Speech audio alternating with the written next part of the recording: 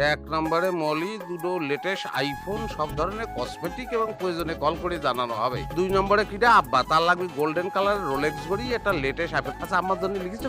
লিখেছি তো। আম্মার লাগবে 1.5 ভরির মধ্যে একটা শীতে হার। কানের জন্য পাশা, প্রয়োজন হলে কল করাবে। এই তোমার কি কি লাগবে সেটা কিন্তু তুমি আমার এখনো জানাওনি।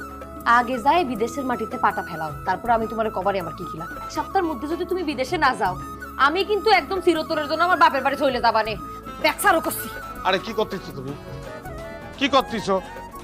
আমি বুঝলাম না। আব্বা, আব্বা আপনি আমার সত্য করে বলেন তো কি হচ্ছে?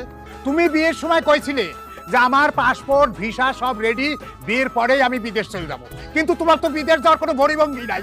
বিদেশ যাচ্ছ না কেন? রে বাবা রে, সেই অফিসের তো আমি আইছি মাত্র। এমন ডলে এ তোর পায়ে ধরি ভাই। এই ভ্যানটা থামা, ভ্যান থামা। তুই যা, ভ্যান নিয়ে যা।